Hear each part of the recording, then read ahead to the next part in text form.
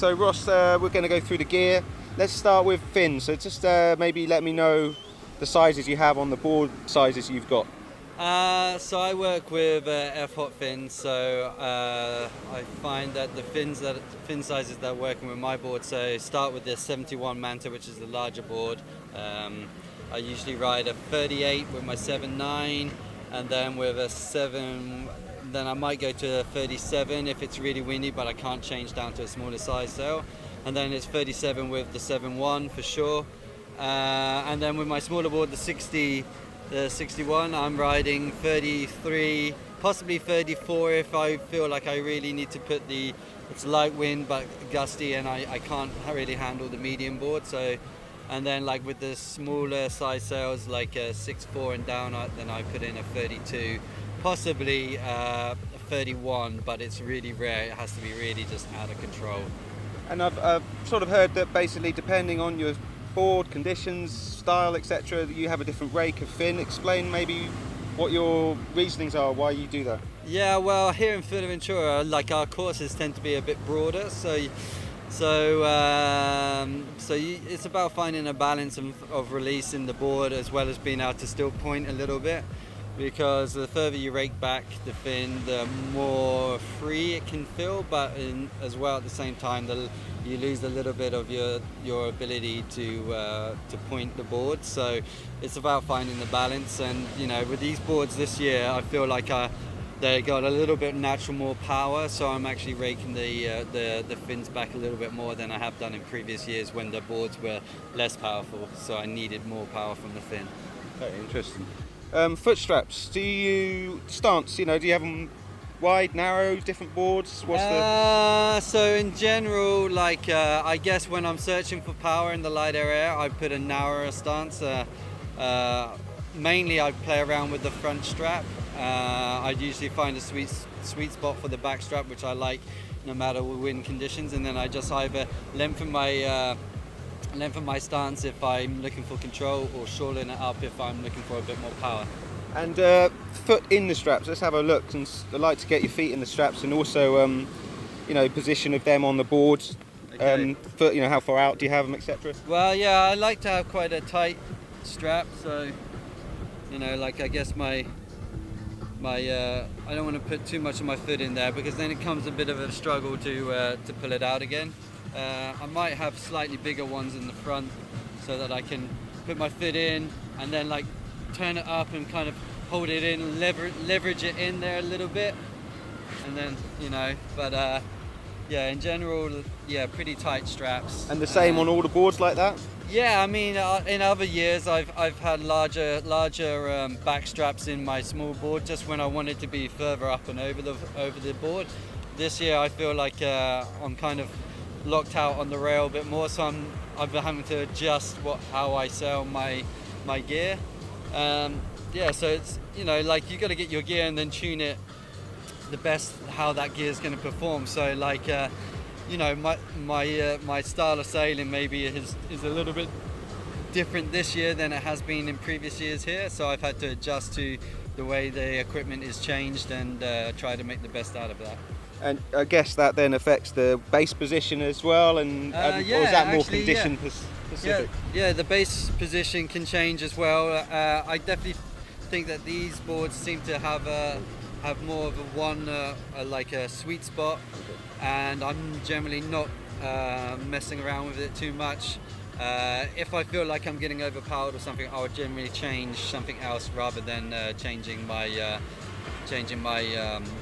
mast base. Well, let's have a look at the sweet spot then. So at the moment, on both of my boards, it seems to be kind of around the middle of the track. So I don't know if that. I feel like that's maybe where I need to have it, due to the fact of the sail being more powerful and pushing down the board. I feel like I don't want to have it too far back, because I'm going to get a little bit out of control, and too far forward again, it kind of puts everything down, and I'm always trying to fight. And I have this kind of like, it's on and then it's off again kind of thing. So having it in a position that is naturally feeling comfortable and not making me have to fight the gear is what I'm looking for. Yeah, good. Okay, right, downhaul. Downhill. So you particularly when you've got a new sail or you've got to a new spot, what are you looking for? How much downhill do you put on? What's the rules that you work by?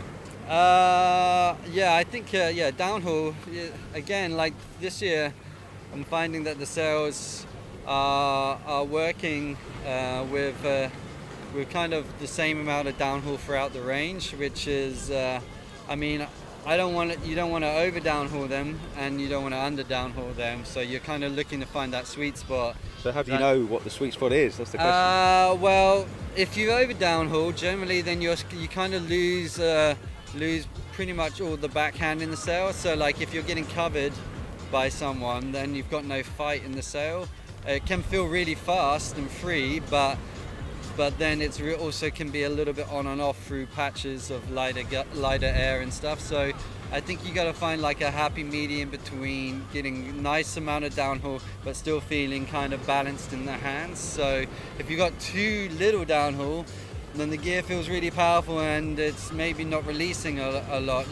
So you need to pull a little bit more. But if you pull too much, then you're gonna have like this kind of really like a maybe a light feeling sail, one which is a little bit like uncontrollable, like in the gust, and you feel like you're dipping a rail or something. So yeah, you want to find like on each of the size sails, you want to find something that is kind of balanced between like being fast and free, but also still having a bit of juice in the hand.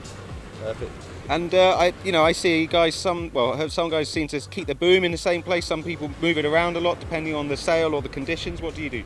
I think it's kind of more to do with the course that I'm sailing actually this year. That I'm kind of find one boom height, one thing fits all of the conditions. Because here at Fuerteventura, we're generally sailing like in really powered up conditions. So I generally have this one setting, like the boom, not amazingly high, but enough so I can just kind of hang off of it and then get control on the board and kind of fly across the top of the water.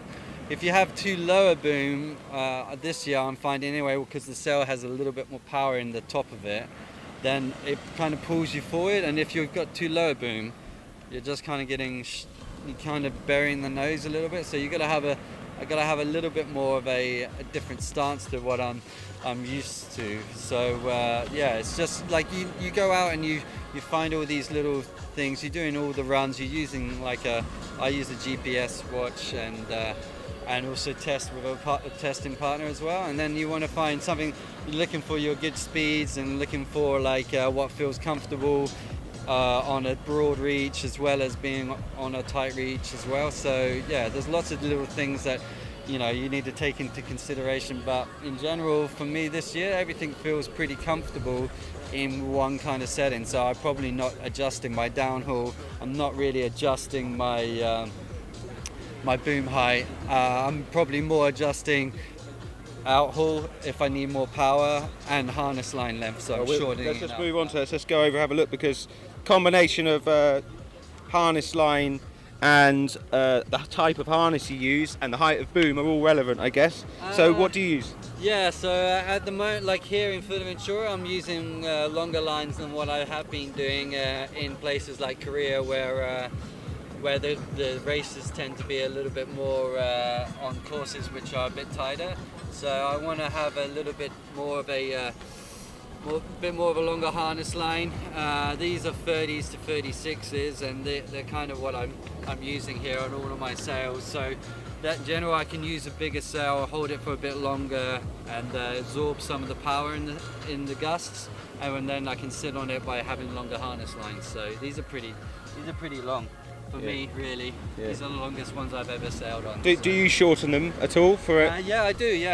Because obviously if you get stuck out there and you're on a sail that maybe you're missing a bit of power from, then what you can do is you can shorten up your harness lines and get a bit more power, a bit more lift, and push on the fin a bit easier. So you can adjust that area to get it feeling nicer, and then as well adjust letting the outhaul out, making the sail more full. Yeah, so what's the rule for you with the outhaul? I mean, do you do it during a race? You're letting it off to give it more belly? How's that work? Yeah, I might let it off before the start and like make sure I got a lot of power at the start, and then once I'm like coming down the course, and I might adjust it a little bit, but try not to mess around with it, because the race is really short, so better to just kind of like get a set in, be comfortable with it, even if you are overpowered or whatever, and then just get yourself around the course and focus on driving, because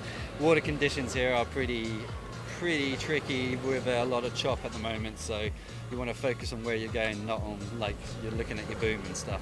There's a lot of talk about the mast being everything and how it affects the sail. What's your play? What do you do with masts? Do you have loads of them? Do you just set with a couple?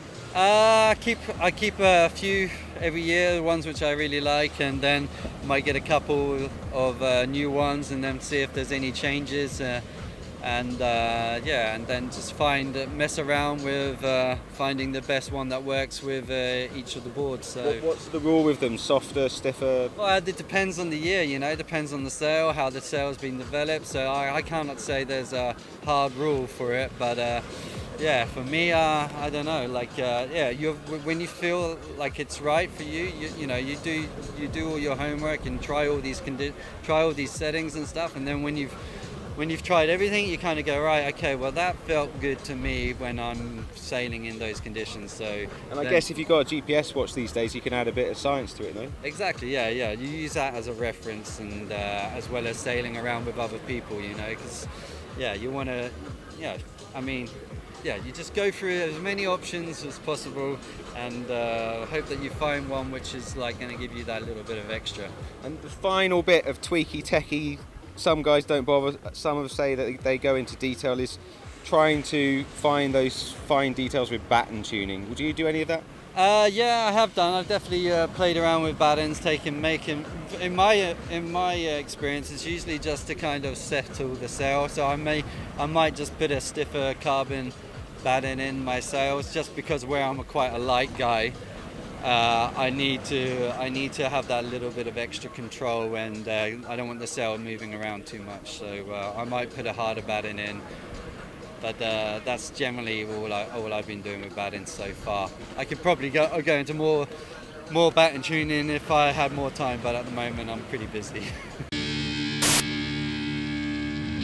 So there we go, some super interesting tips from Ross Williams there. He has to be one of the most consistent slalom riders in the business.